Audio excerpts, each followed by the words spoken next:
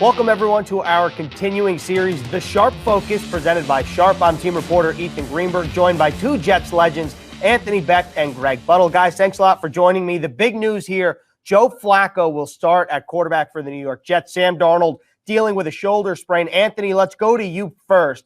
What changes for this offense in totality with Joe Flacco under center? Well, you bring a Super Bowl winning quarterback to play, a guy that has tremendous amount of experience. Think about the situations and the huddles and the players that he's been around throughout his career, multiple organizations, being in Denver as well. So, look, he's going to have, hopefully, he'll have some jitters and some butterflies coming into this game. He should, because, even though you played all those games and you've done it at the highest level, there is that anticipation, there is that juice and that adrenaline push that he'll have to start the game. But I think the one thing he'll bring to the huddle is calmness, and he'll clearly be prepared, being able to understand and learn the system over the last couple weeks during the year. And just from watching from the sideline, just interacting with players, linemen, backs, receivers, getting an understanding of things. Sometimes, I'll be quite honest with you, when I played and, things were going, having some ups and downs in the games, or you saw some things, sometimes you go to the backup quarterback and you ask him things and you'd say, hey, well, what do you think there? Watch this. So it's a unique perspective. So now he can bring all of that to the field. And I'm actually excited to see Joe. It's been a long time. And the one thing I like about Joe's attitude is he's trying to be a starter. He wants to be a quarterback in this league that, deems as good as he was when he played with the Ravens. So he's got a lot to prove. And I think that can bring some excitement to this offense. Joe Flacco has started a ton of games, started 8 last season with the Denver Broncos. Greg, from a defensive perspective, when you have a guy who's a former Super Bowl MVP, a ton of games under his belt, he's seen a lot of defenses. So how do you go about confusing him if you can? And what's your take on having Joe Flacco under center? Well, I'm not so sure everybody wants to confuse a quarterback that's been to the Super Bowl and been an MVP, all of those things. I don't think you're going to confuse him. But what you have to do is unsettle him. You've got to get him off a spot. You've got to make his feet happy. You've got to make him hurry throws. So you might have to create something defensively that you haven't done in the last couple weeks or so. And the Cardinals are one of those teams. I mean, they can do certain things that other teams can't.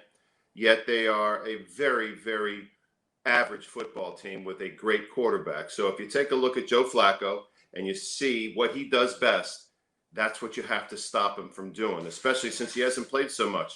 If I'm the Cardinals, I would try to do that.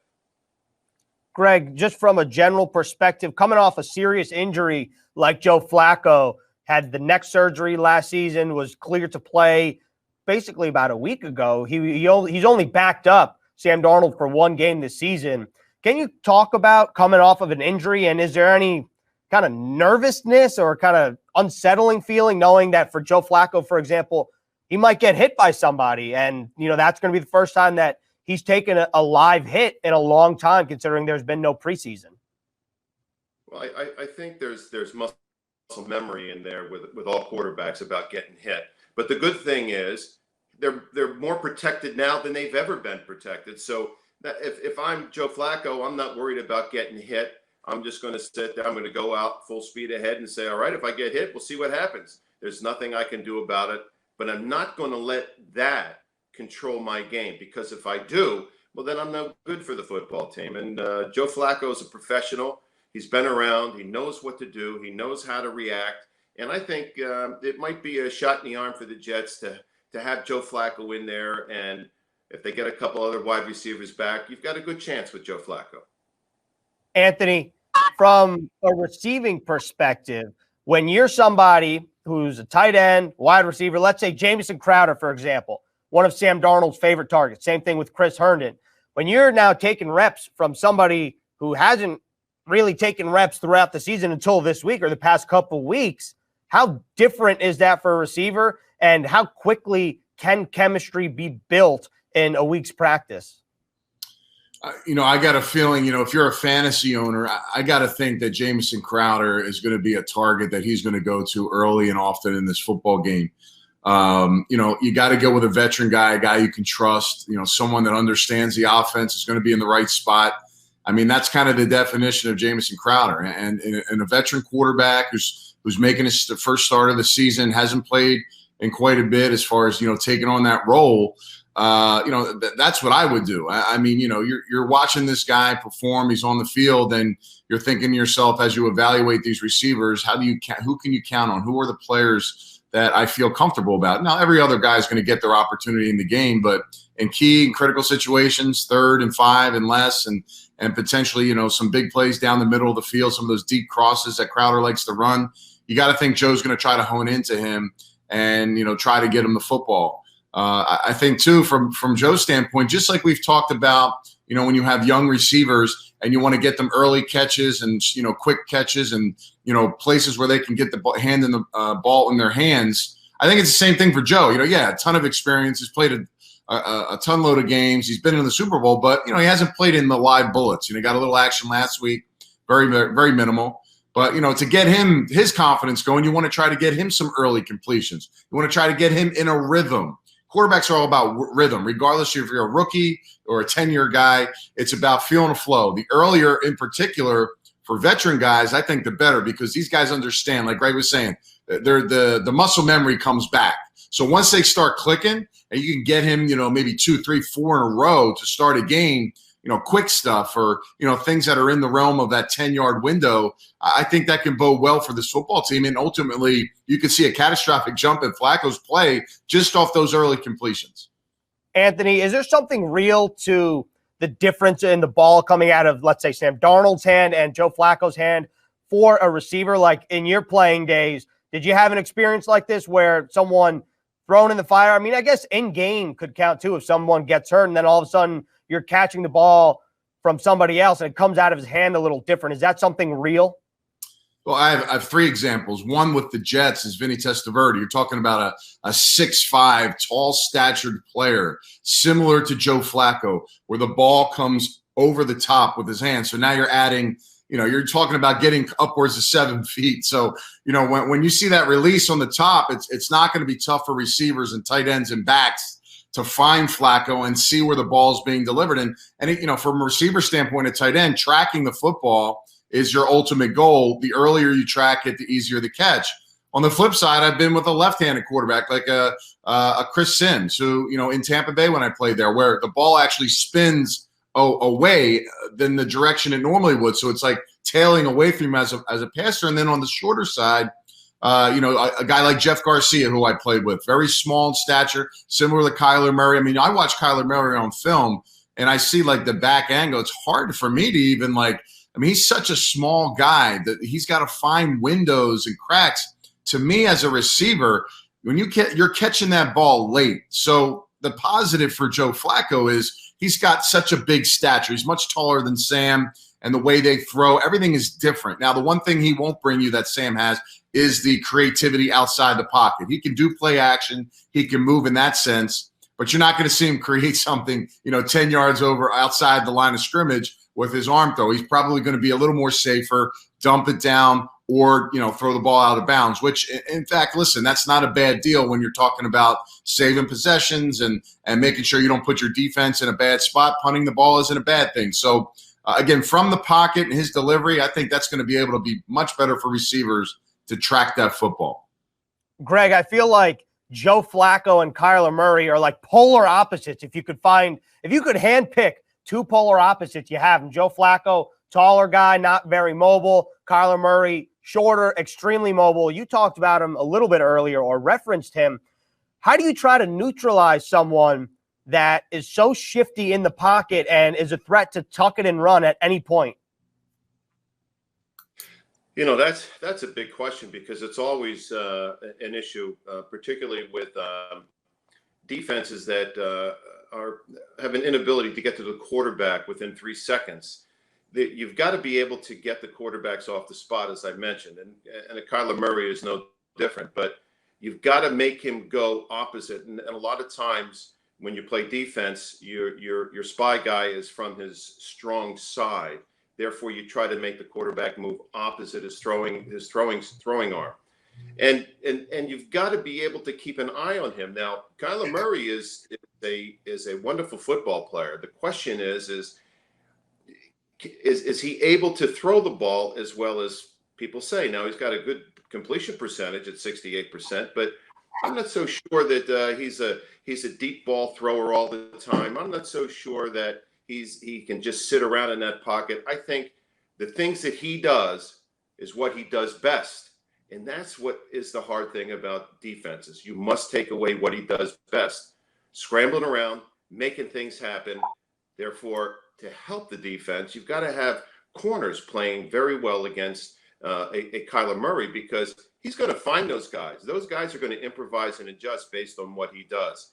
I'm sure they spend time and time again in practice with him running around opposite sides of the field and all the wide receivers breaking the patterns and going off of what the script may be. So Kyler Murray is tough to stop. That's what makes him good. Not that he is so statuesque, not that he's got a great arm or what a touch. It's that he's got an athletic ability that very few quarterbacks in the league have. Greg, obviously the game has changed so much from when you played, but does he remind you of anybody, or who was like the mobile quarterback of your generation that you went up against and you guys knew that you had to be on your P's and Q's to make sure he couldn't tuck it and run? You know, it really wasn't that much afraid of a mobile quarterback. I mean, when I was playing, you were allowed to destroy the quarterback. I mean, you would hit him all the time, and so quarterbacks weren't about to just run out of there, because there was none of that, sliding and getting out of the way. So if you were a mobile quarterback, we wanted you to run the ball. Today, I'm not so sure that applies, because you can't hit the guy. Even if the quarterback was a blocker on an end around and a defensive player came in and crushed him, there would probably be a 15-yard personal foul penalty. So today, it's even more difficult to contain these type of quarterbacks that run. And as you can see, a lot of offenses are going to these type of RPOs, these option quarterbacks, the guys that can get up and run or quick. And I would tell you, I don't think anyone does it much better than Kyler Murray or Wilson out of Seattle. That they have such a good feel for it, makes it very difficult, and the rules make it even more difficult. Anthony, for someone like Kyler Murray, who's obviously we spoke about his legs, but he has a target, DeAndre Hopkins, a new target, leads the league with 39 receptions. What does this Jets defense need to do to make sure that DeAndre Hopkins doesn't go off? Because I'm pretty sure that everyone knows DeAndre Hopkins is going to be targeted often, frequently, and that he's going to get his catches. But how do you make sure you contain him to where he doesn't wreck the game? Before I get into that, I got to mention, I thought we were going to hear Fran Tarkington from Greg Buttle when you're talking about quarterbacks. Quarterbacks in the past.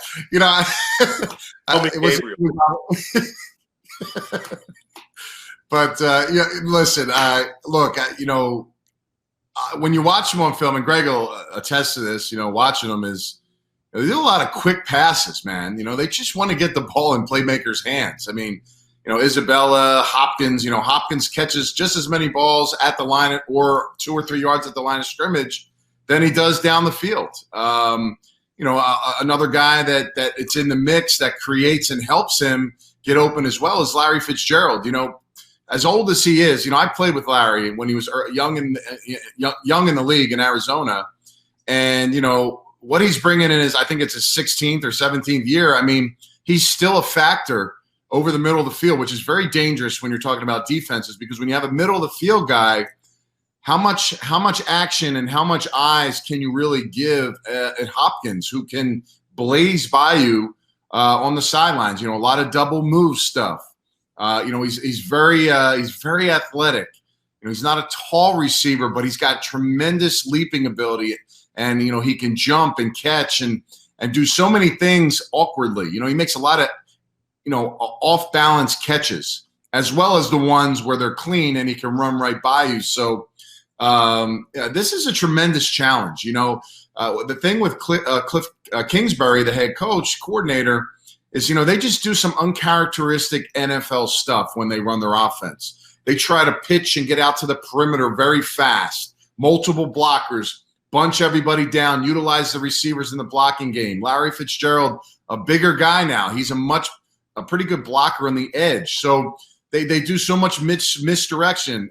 Isabella will come across in jet action. They'll give it to him. They won't give it to him. They'll use him as a fake ghost player so that you get your linebackers running, and then all of a sudden they're throwing the opposite direction. So, and then you have the read game, where the back is next to Kyler Murray and he just carries him across his body, and he may slide a couple steps, he may pull it, and then he's off to the races. So, from a defense's perspective, eyes and recognition and seeing these things, it's tough because they are really giving you one or two things every time that looks real and looks like it can be the play or what it may be. But then all of a sudden they have something off of it that's, much different than guys would normally practice week to week, like a traditional team like the Patriots. It's just, so it's a very difficult matchup. And I think what you've seen the last couple of weeks with the Cardinals losing 2 in a row is the fact that teams are trying to pick up on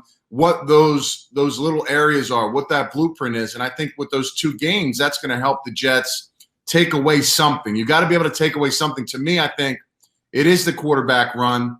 He had a 50-yard run last week against the Panthers. And what he did was he didn't get touched the entire time. He protects himself when he runs.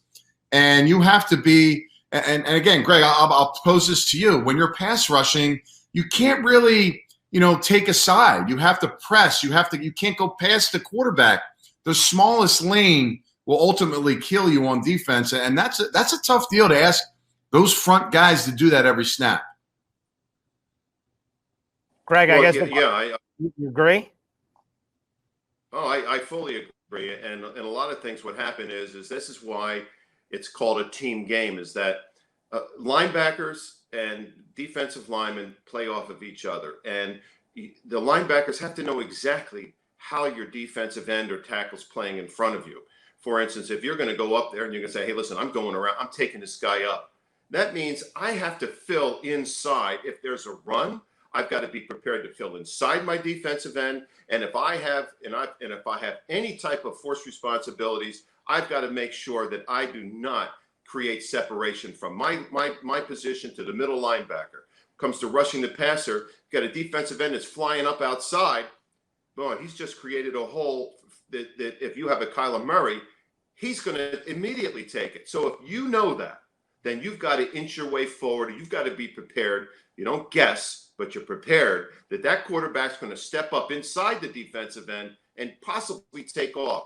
If you're playing man-to-man, he's going to take off. So those are the type of things that you need to pay attention to in order to contain a Kyler Murray.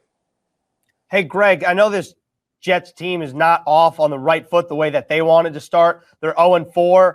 But has there been someone on defense that's caught your eye or that's been impressive to you?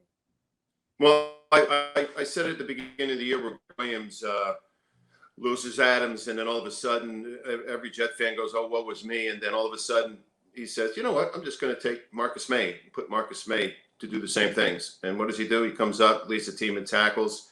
I had 2 sacks immediately. So I take a look at Marcus Maye and see how he's playing. And I do think that given more responsibility, Marcus Maye has embraced the job, and he's done a wonderful job throughout the first 4 games, despite their record, despite what you might think of how the defense is playing. I mean, Marcus Maye has done a fine, admirable job for the defense.